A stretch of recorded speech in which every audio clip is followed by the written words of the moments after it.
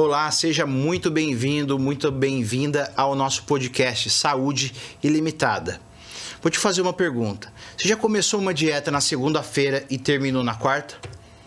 Ou o que você começou no começo do ano, as resoluções de ano novo e você já desistiu, você não completou? Academia, um novo estudo, separar horas do seu dia.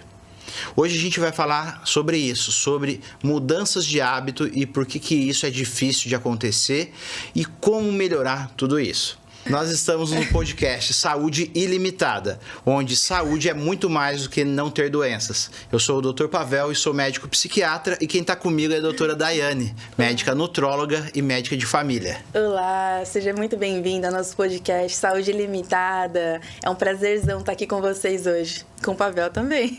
Legal, Dai, obrigado. Coisa mais difícil que a gente tem é mudar os nossos hábitos. Coisa que a gente faz há muito tempo e a gente não consegue mudar. O que seus pacientes falam sobre isso com você, Dai? Geralmente a gente tem uma grande resistência dos pacientes em relação às mudanças de hábitos. Então os pacientes eles vêm com a vontade de que tem um remédio para emagrecer? Tem um remédio para eu dormir melhor? Tem um remédio para X coisas, né? Então, para produtividade. Então, todas as coisas que eles querem é um remédio super poderoso que cure todos os males e que ajude eles nessas tarefas do dia a dia que, na verdade, dependem deles, né? Então, existe essa grande resistência. Então, a gente vai falar para o paciente, olha, eu estou observando aqui pelos seus exames que seu colesterol está alto. Vamos supor um exemplo. Então, é necessário que você faça algumas alterações na sua dieta. Ah, mas eu não consigo. Então, a primeira coisa, eu não consigo. Ah, não tem jeito. Ah, mas minha mãe cozinha desse jeito, como que eu vou mudar? Ah, mas eu trabalho muito. Ah, mas... Então, sempre eles vêm com uma série de desculpas, uma grande resistência para ter essa mudança de hábitos alimentares, de exercício físico, de sono, né? E aí, o que você acha sobre isso, Pavel? É isso que você falou, eles têm uma resistência de anos já. E aí eles vêm, eu não consigo isso, né? Acontece que o nosso cérebro não é tão inteligente quanto a gente pensa. Sim. Tem uma coisa muito interessante que eu gosto bastante, que é a autossugestão mental. O que é isso? A gente consegue falar para o nosso cérebro como ele tem que se comportar. E quando a gente sugestiona isso para ele, quando a gente fala isso para o cérebro, ele acaba aceitando.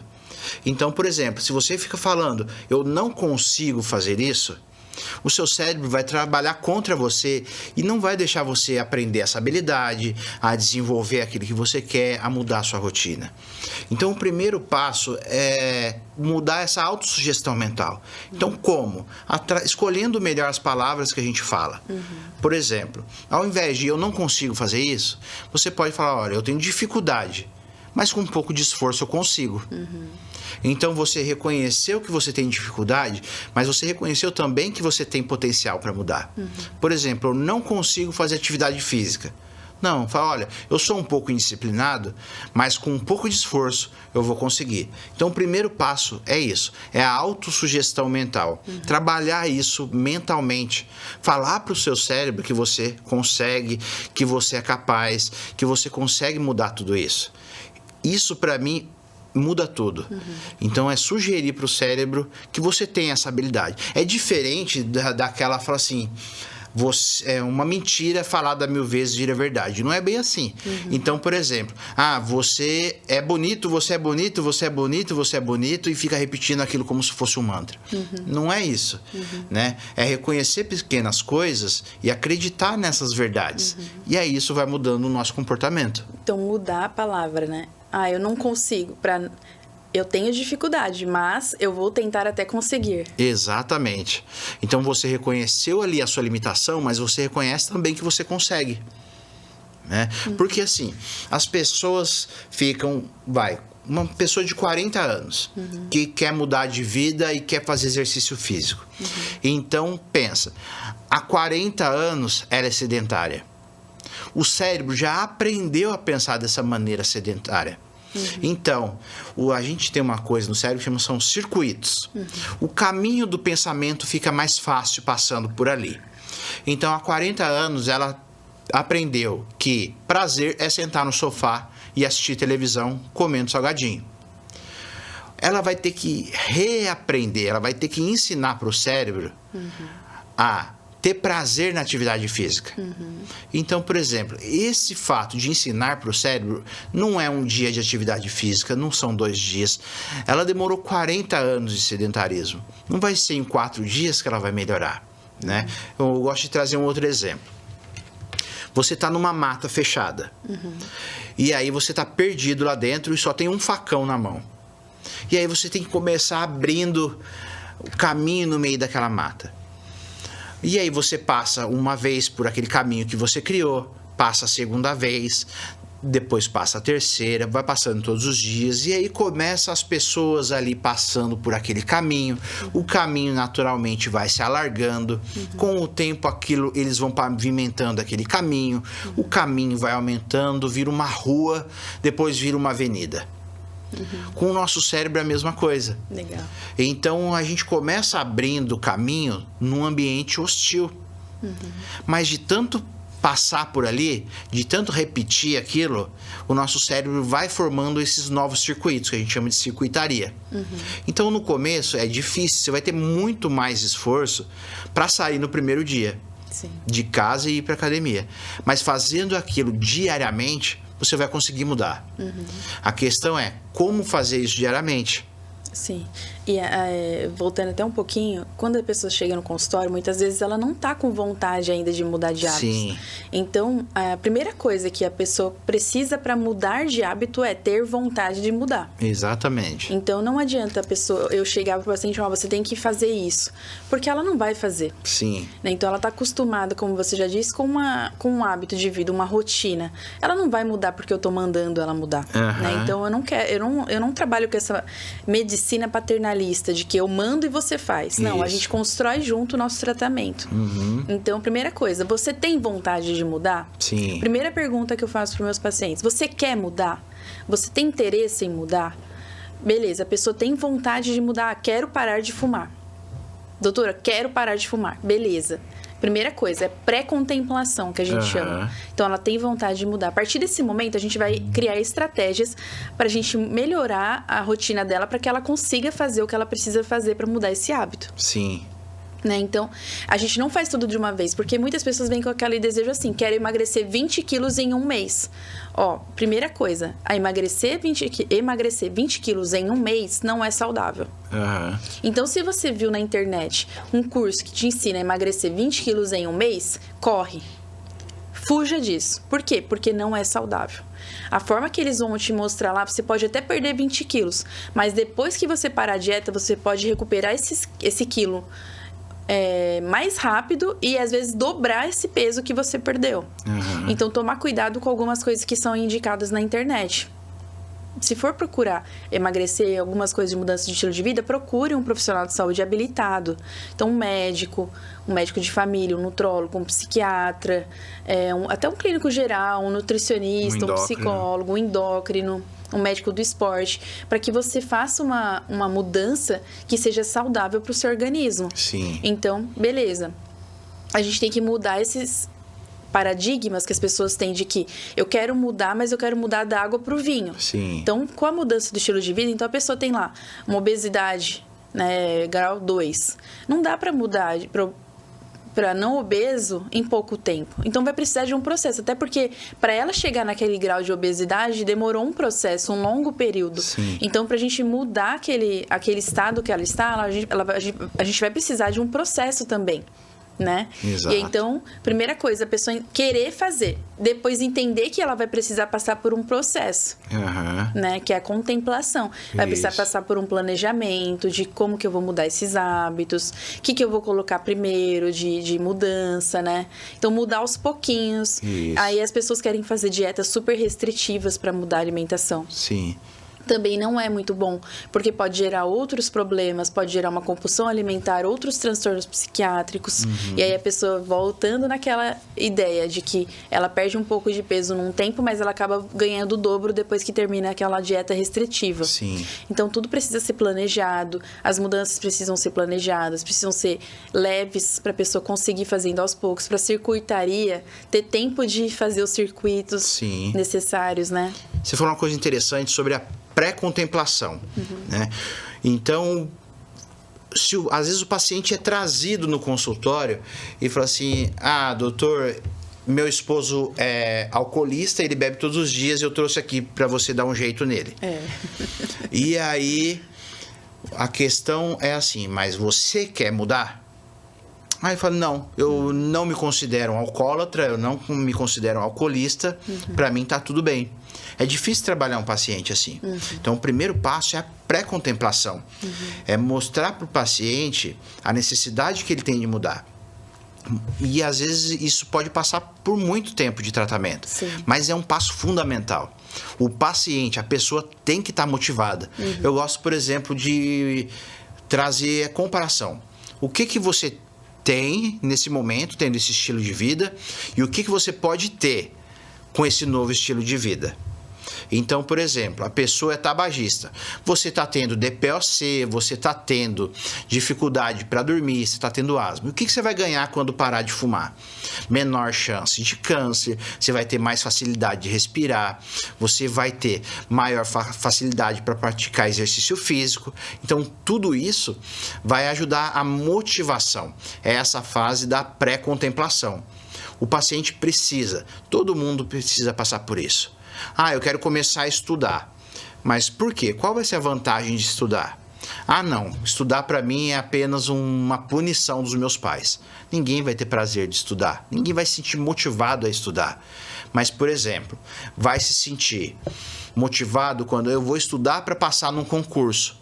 Por quê? Quando eu passar num concurso, eu vou ter uma melhor qualidade de vida.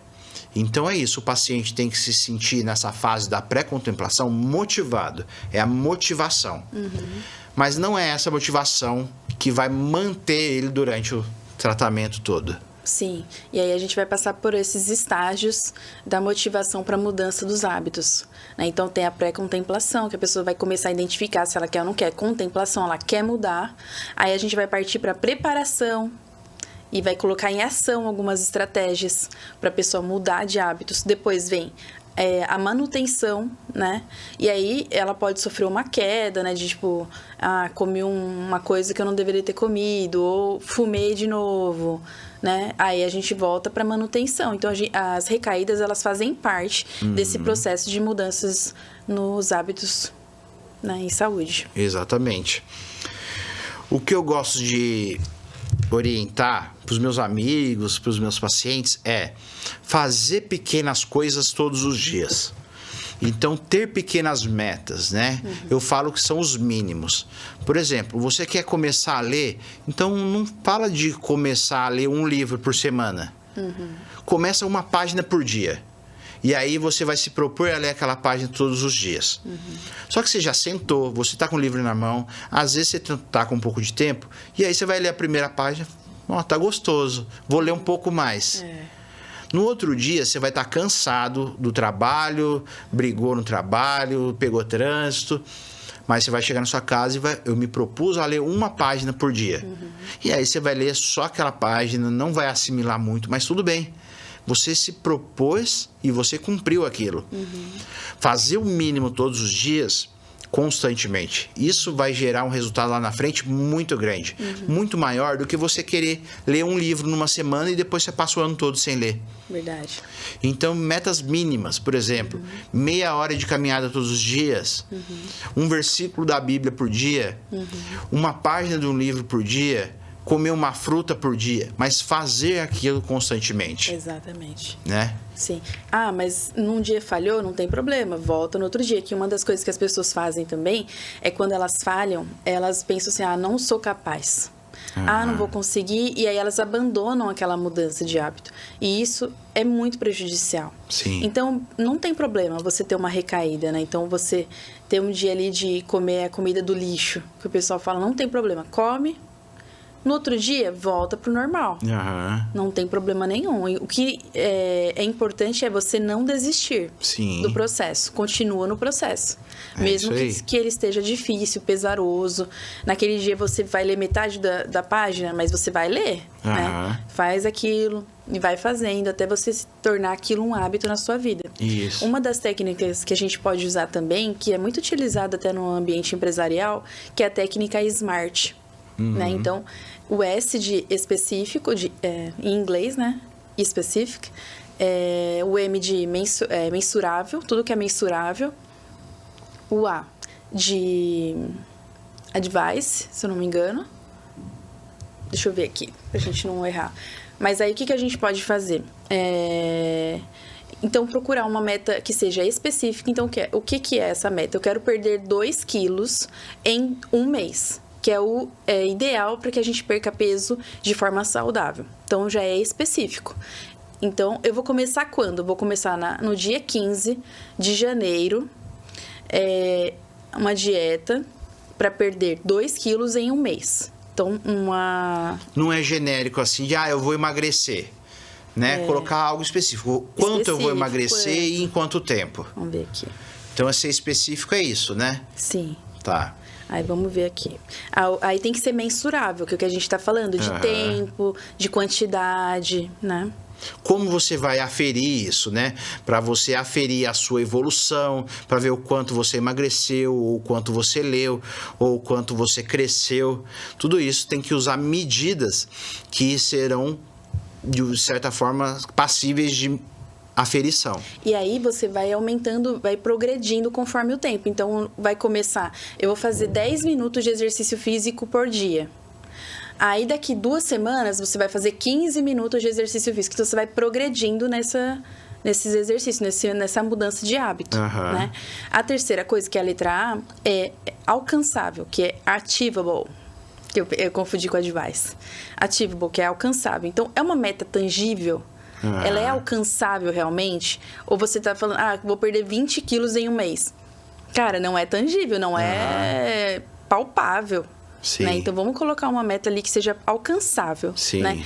Eu quero guardar R$1 milhão em 10 anos. Tá bom, quanto que você vai guardar por mês? Sim. Né? Então, tem que ser alcançável. Você tem condições de guardar a quantidade certa para ter 1 milhão daqui a 10 anos? Né? Então... A quarta, que é a letra R, é de realistic. Realista. Então, tem que ser realista. É o que a gente está falando. Não vai querer... vou virar um bodybuilder em 3 meses. Né? Então, a pessoa tá lá, um peso pena, quer virar um bodybuilder em 3 meses. Sim. Não vai conseguir. Sim. Não é realista. Isso é importante falar, porque quando você coloca uma meta que não é realista e você não consegue alcançar, vem a frustração. O desejo de desistir, de largar a mão, de abandonar. Sentimento de fracasso. Exato. Então, colocar uma meta real, que você realmente consiga alcançar e se manter naquele trajeto. Né? Então, não vai escolher uma coisa que seria impossível. Mas também não escolha uma meta muito fácil. Coloque algo que ofereça desafio para você e que você possivelmente consiga, com um pouco de dedicação, atingir aquilo. Sim, exatamente. E a última, que é a letra T, é de timely, que é de oportuno, né? De você ter um prazo claramente definido, que vai ter uma data de início, uma data de término.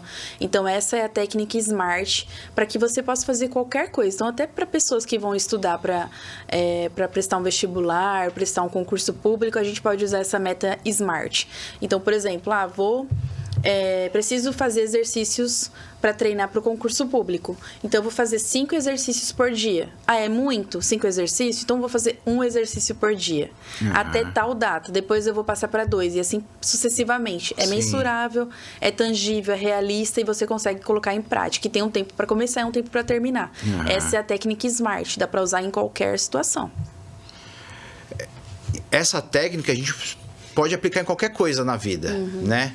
Então, é como se a gente pudesse criar um objetivo, um alvo, e então eu vou quebrar isso em partes menores para conseguir alcançar aquilo. Exatamente. Não ficar algo flutuando ou algo só no meu imaginário, né?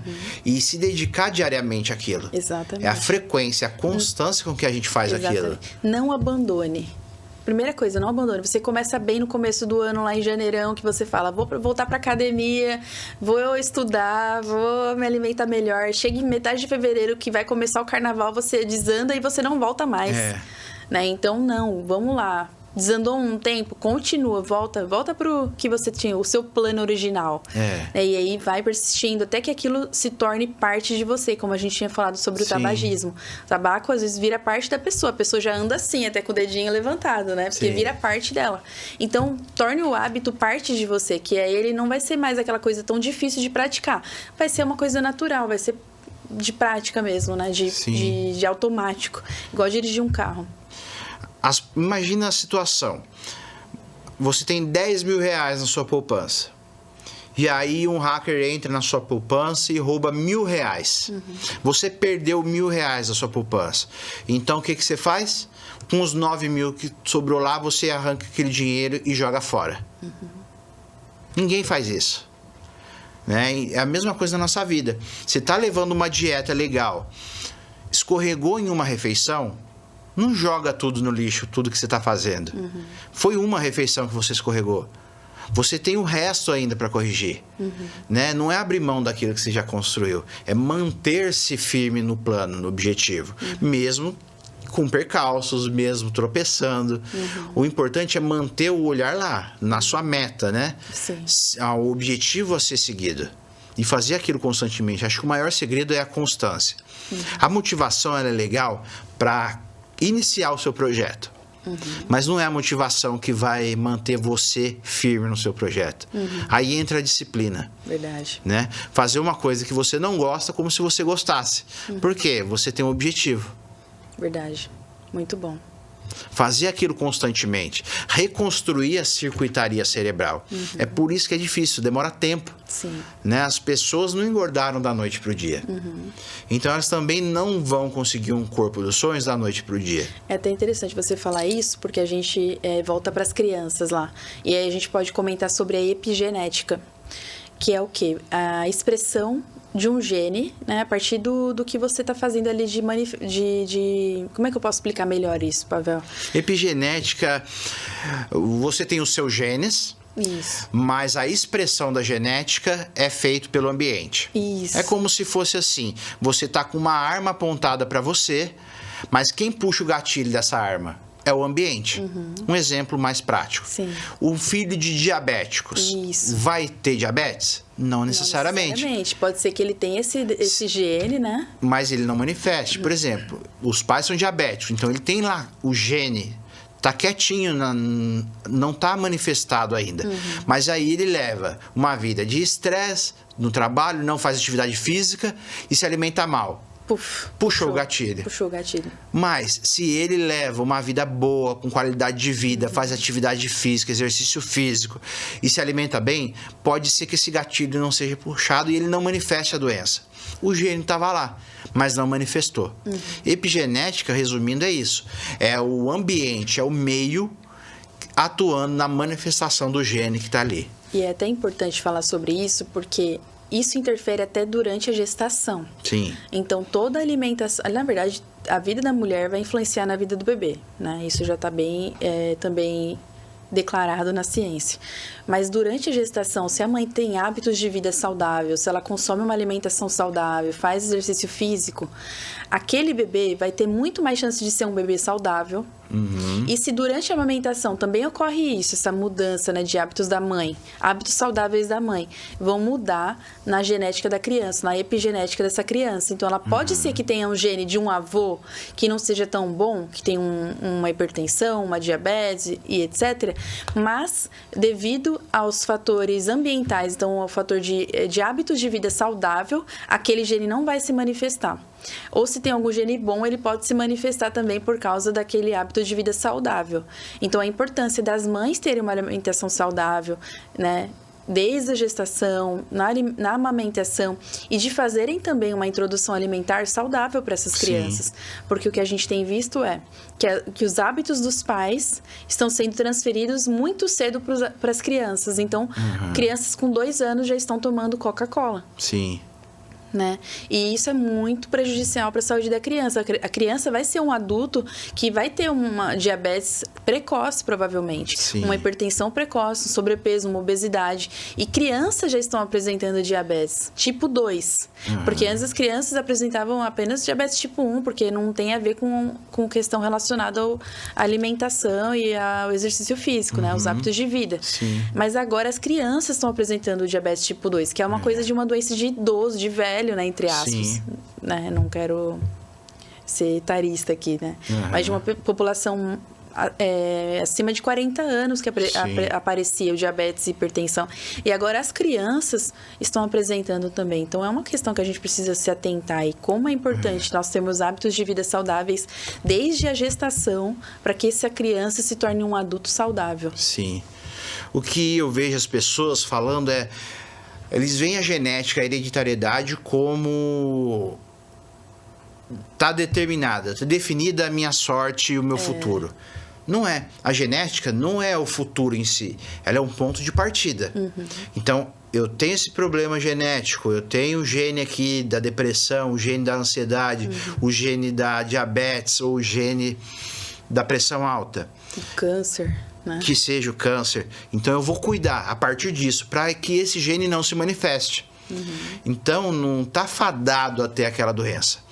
Ele está condenado, exatamente. Né? Não está condenado. Não. Ele, através do estilo de vida, do fator ambiental, né? E ambiental não é árvore aqui. Ambiental é do ambiente, do que cerca ele, da vida. É esse fator ambiental que vai fazer ou não manifestar o gene.